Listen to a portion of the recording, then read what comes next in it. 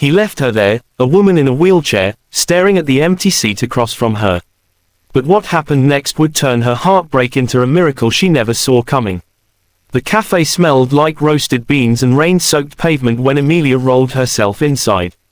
The soft hum of jazz floated through the air, blending with the clinking of cups and the low murmur of conversations. Her fingers tightened on the rims of her wheelchair as she searched for a table near the window, the one spot where she could see the world outside and still pretend she belonged to it.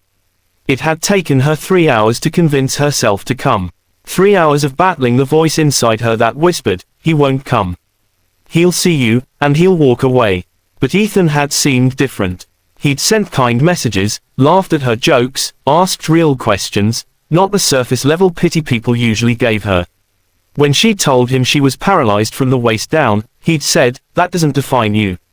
For the first time in a long time, someone had seen her beyond the chair. She wore her favorite white sweater and a light pink scarf. Her auburn hair framed her pale face in loose waves. She had practiced her smile in the mirror, trying to make it look natural, not forced. The cafe's mirror wall reflected her nerves. She looked fine on the outside, but inside, her heart was trembling. The clock struck 3 o'clock. Their agreed meeting time. She ordered a caramel latte and waited, staring at the door every few seconds. The bell above it chimed each time someone entered, sending her pulse racing, only to fall again when it wasn't him. 10 minutes passed, then 20. She checked her phone. No message. She typed, deleted, and retyped a few times before finally sending. "Hey, I'm here." Table by the window smile. The message was seen. No reply. Her chest tightened. She forced herself to sip her coffee, ignoring the ache in her throat. Maybe traffic, maybe nerves. She tried to be patient. An elderly couple nearby smiled at her kindly, and Amelia smiled back, pretending everything was fine. But the longer she waited, the colder her coffee became. At 40 minutes, her hands began to shake. At 50, she stopped checking the door. And at 60, she stopped pretending. The laughter in the cafe sounded cruel now, the clinking cups like echoes of mockery. She glanced down at her lap, the metal, the straps, the wheels. That was always the reason, wasn't it? The reason men walked away. The reason people pitied her. The accident had happened 3 years ago, a rainy night, a careless driver, and a shattering impact that had rewritten her life in a single scream. She'd been a dancer before, light on her feet, full of rhythm and grace. Now, she watched life dance without her. Her phone buzzed, startling her. She reached for it quickly, a flicker of hope in her chest. But the message killed it in an instant. "Ethan, sorry, I can't do this. I didn't think I could handle your situation." Her breath hitched. The words blurred as tears filled her eyes. She looked at the empty chair across from her, the one he was supposed to be sitting in, and felt something inside her collapse quietly. She bit her lip, refusing to let the tears fall. Not here, not where everyone could see her. But grief has a way of finding cracks in even the strongest facades. One tear slipped down, then another, landing softly on her hand. That was when she heard it, a voice, warm and gentle. "Excuse me," it said. "Is this seat taken?" Amelia looked up through blurred vision. A man stood there, tall and calm, with kind eyes that seemed to notice everything. He wore a dark coat and carried a quiet confidence. Beside him stood a little girl, maybe 6 or 7, with curly hair and a mischievous smile. The girl tugged on his hand. "Daddy, can we sit with her? She looks sad." Amelia blinked, confused. "Oh, no, please, I'm fine.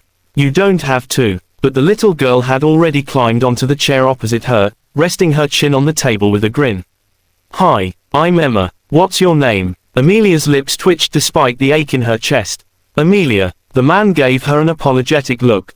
"Sorry, she's persistent." "It's all right," Amelia said softly. "Persistent is good." He smiled. "I'm Daniel." Something in the way he said it, simple, unhurried, made her feel oddly safe. Emma leaned closer. "You have really pretty eyes. Like the sky when it's sad but still beautiful." Amelia couldn't help but laugh, the sound trembling out of her. "That's the sweetest thing anyone's ever said to me." "See?" Emma looked at her father triumphantly. She smiled. Daniel chuckled. Mission accomplished. Then, they sat for a while, talking about nothing and everything. Emma showed Amelia her doodles, told stories about her dog, and asked endless questions. Daniel mostly listened, watching his daughter with affection and occasionally glancing at Amelia with quiet curiosity. When Emma ran off to show her drawing to the waitress, Daniel said, "You don't have to answer this, but you looked like you were waiting for someone." Amelia hesitated. "I was, but it doesn't matter now." "Someone who didn't show up?" he asked gently. She nodded. "He showed me who he really was before I wasted more time." "So, maybe that's a blessing." Daniel's gaze softened. "That's a strong way to see it." Amelia shrugged, though her voice trembled. "You learn to make peace with disappointment when it visits you often enough." He looked at her for a long moment. Not at her wheelchair, not at her scars, but at her. "You're stronger than you think," he said finally. "Am I?" she whispered. "Yes," he said firmly. "You came here. You showed up. That's strength most people don't have." For a moment, Amelia couldn't speak. No one had ever said that to her, not since the accident. She blinked rapidly, her heart unexpectedly lightening. Emma returned with a cookie, breaking it in half and offering it to Amelia. "Daddy says sharing makes hearts happy," she said earnestly. Amelia smiled. "Then my heart's very happy right now." They laughed together, and for the first time in years, Amelia felt the warmth of simple human connection, uncomplicated, unfiltered, real. When Daniel finally stood to leave, he looked genuinely regretful.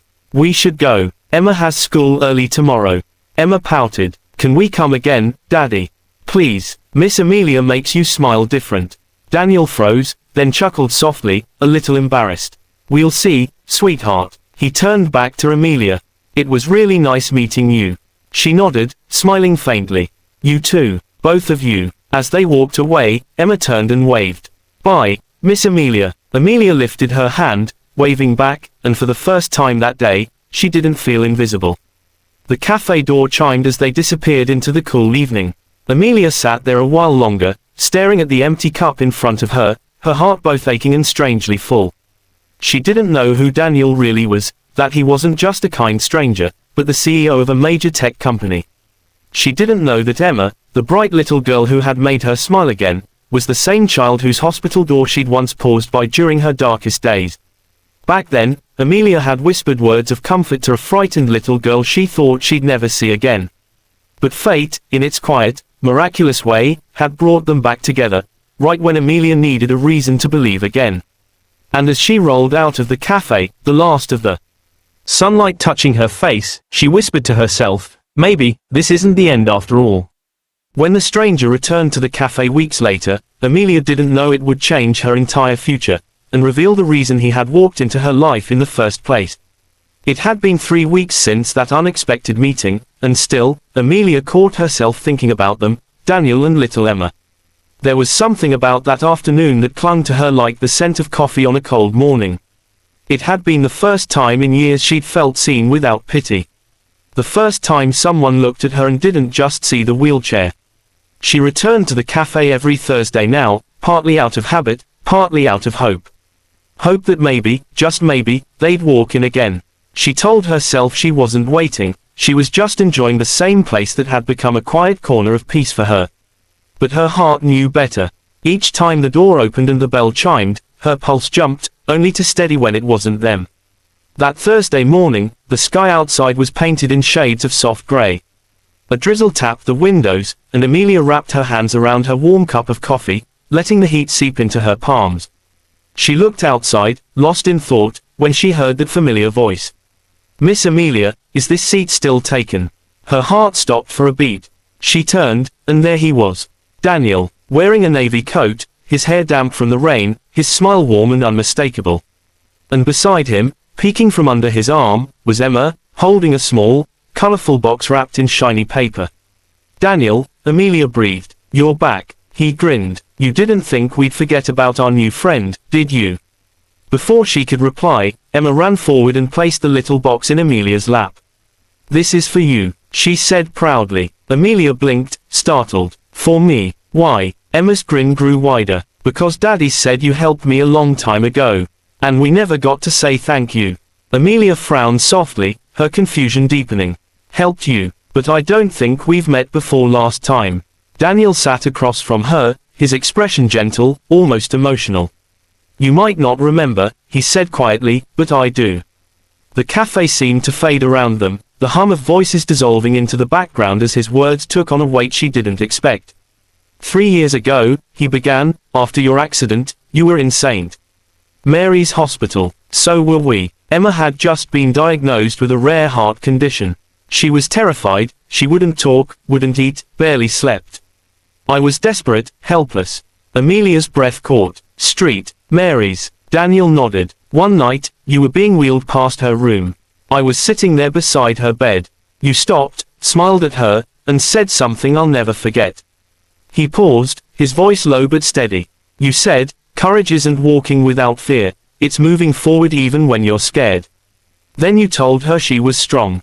That she was going to be okay. Amelia's throat tightened. A memory surfaced, dim but real. The small girl with frightened eyes. The father clutching her tiny hand. Amelia had been on her way back from a painful therapy session, barely holding herself together, when she'd seen that child crying through the glass. Something inside her had made her stop, even though she'd been broken herself. I remember, she whispered. I didn't think anyone heard me. Daniel's smile was full of quiet gratitude. We did, and it changed everything. She smiled for the first time that night. The next morning, she asked for her favorite pancakes.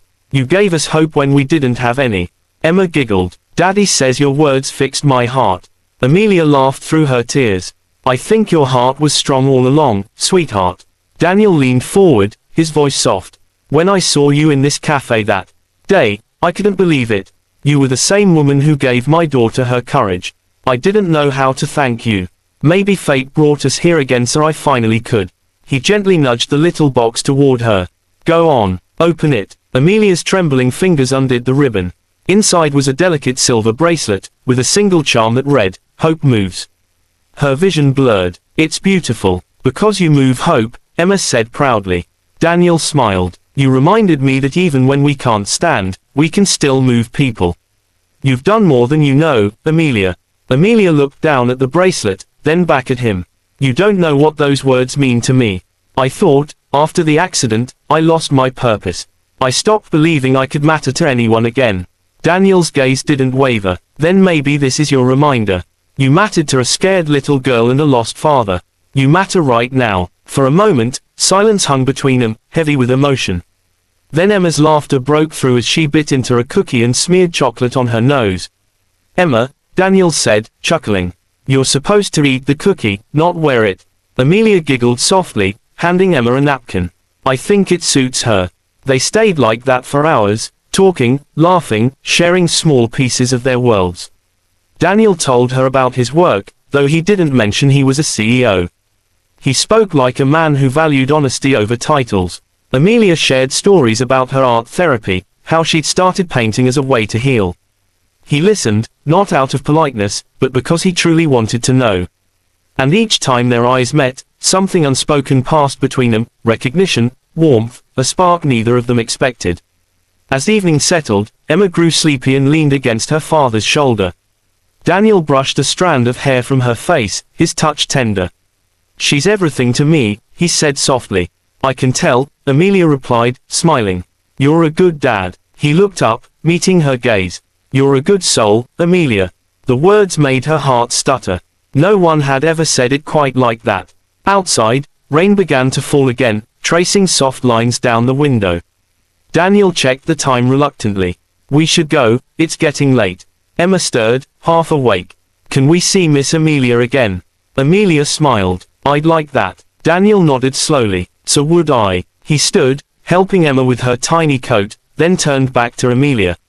You once gave a stranger hope when you had none yourself. Maybe it's time someone gives that back to you. She swallowed hard, her eyes shimmering. You already have. He hesitated, as if wanting to say more, but instead gave her one last smile, the kind that lingered long after someone left, and walked toward the door. As the bell chimed, Amelia looked down at the bracelet glinting on her wrist. The words Hope Moves shimmered beneath the soft cafe light, and for the first time since her accident, she didn't feel broken. She felt alive. Weeks turned into months, and their Thursday meetings became a quiet ritual. Coffee, laughter, stories, and growing affection. Daniel never treated her like she needed saving. He saw her strength, her resilience, her quiet humor. And slowly, gently, she began to see herself through his eyes, capable, worthy, whole.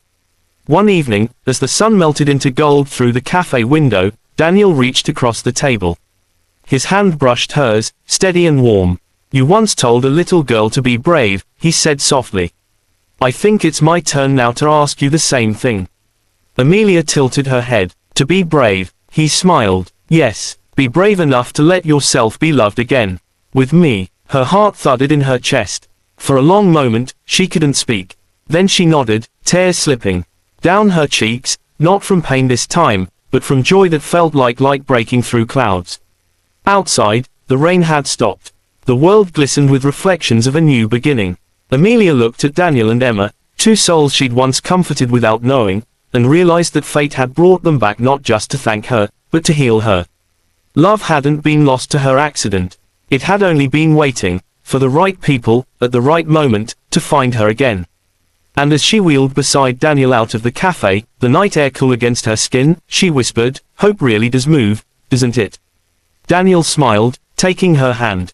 "Yes, Amelia, and so do you, because sometimes, the most powerful journeys aren't about walking, they're about finding someone who reminds you that even when life takes your steps, it can never take your ability to move heart." And that day, Amelia did.